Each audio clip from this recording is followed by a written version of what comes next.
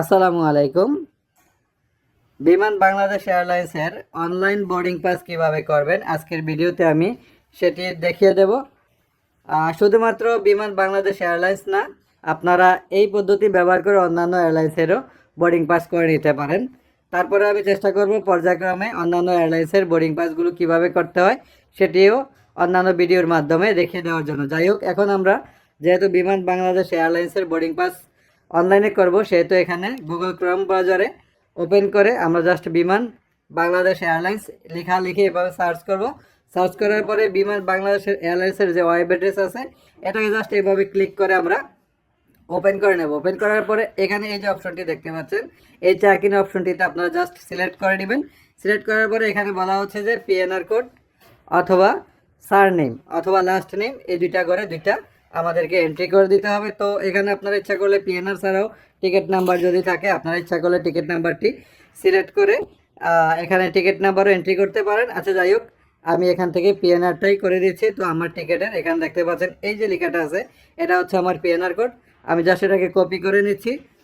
টিকিটগুলো আপনাদের বিভিন্ন এজেন্সি বিভিন্নভাবে দিয়ে থাকে, বিভিন্ন ফরম্যাটে দিয়ে থাকে।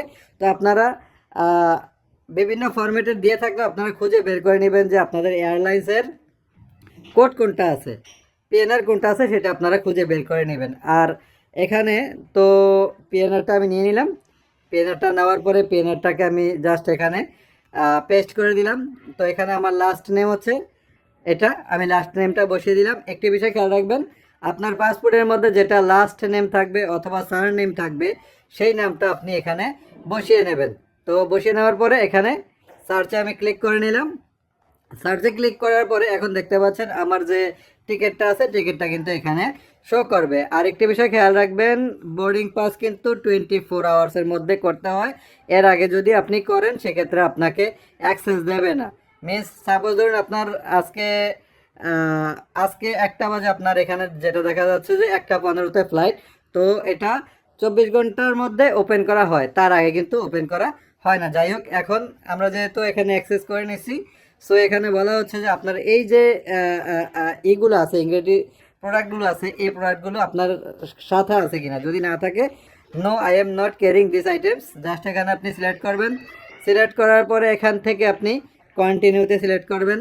কন্টিনিউতে সিলেক্ট করার পরে তার পরবর্তী এখানে বলা হচ্ছে যে আপনাকে সিট সিলেকশন করার জন্য। যদি আপনি সিট আগে থেকে সিলেক্ট করে রাখেন তাহলে আর কোনো প্রয়োজন নেই। এখানে আমাদের আগে থেকেই সিটটা নেওয়া আছে, সেহেতু আর আমরা এখানে নতুন করে সিট নিচ্ছি না। যদি সিট না নেওয়া থাকতো, এখানে যে গ্রিন কালার ঘরগুলো দেখতে পাচ্ছেন এগুলো খালি আছে, আপনি এখান থেকে যেটা খুশি সেটা আপনি চুজ করে নিতে পারেন। তারপরে এখানে কন্টিনিউতে ক্লিক করে নেবেন।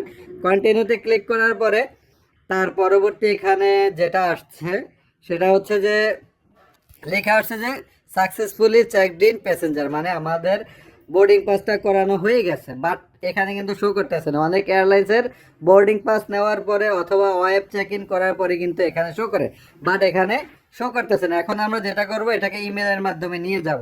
তো এখানে দেখতে পাচ্ছেন এই যে অপশনটা আছে, এখানে কিন্তু 3টা অপশন আছে, print boarding pass, change seat অথবা ইমেল বোর্ডিং পাস। আমি জাস্ট এখানে প্রিন্ট বোর্ডিং পাসে দিয়ে দেখি কি আসতেছে। আবার কিন্তু বোর্ডিং পাসটা দেখতে পাচ্ছেন ইমেলের মাধ্যমে নেওয়া লাগতেছে না, আমি জাস্ট এখানে কিন্তু প্রিন্টের মাধ্যমে পেয়ে যাচ্ছি। তো প্রিন্টে দেওয়ার পরে এখান থেকে আমরা পিডিএফে ক্লিক করব। পিডিএফে ক্লিক করার পরে এখানে জাস্ট আমি সেভ করে দিলাম। সেভ করে দেওয়ার পরে কিন্তু এটা আমার মোবাইলে সেভ হয়ে গেছে। এখানে দেখতে পাচ্ছেন এই যে বোর্ডিং পাসটা কিন্তু অলরেডি আমাদের করা হয়ে গেছে।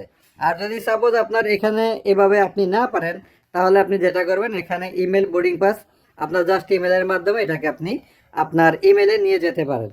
আপনি এখানে ইমেলে টাইপ করেন, টাইপ করার পরে সাবমিটে ক্লিক করবেন। সাবমিটে ক্লিক করার পরে এটা আপনার ইমেলে চলে যাবে। তো বন্ধুরা, আজকের ভিডিওতে আমি দেখানোর চেষ্টা করেছি বিমান বাংলাদেশ এয়ারলাইন্সের বোর্ডিং পাস আপনারা কিভাবে নেবেন। আমি অন্যান্য ভিডিওতে, পরবর্তী যে কোনো ভিডিওতে অন্যান্য এয়ারলাইন্সের বোর্ডিং পাস কিভাবে নিতে হয় কিংবা অন্যান্য খুঁটিনাটি বিষয়গুলো কিভাবে করতে হয় সেগুলো আমি আপনাদের সাথে উপস্থাপন করার চেষ্টা করব। তো পরবর্তী ভিডিও পাওয়ার জন্য অবশ্যই আপনারা আমার চ্যানেলটিকে সাবস্ক্রাইব করে নেবেন এবং ভিডিওটি ভালো লাগে লাইক, কমেন্ট, শেয়ার করে নেবেন। ধন্যবাদ।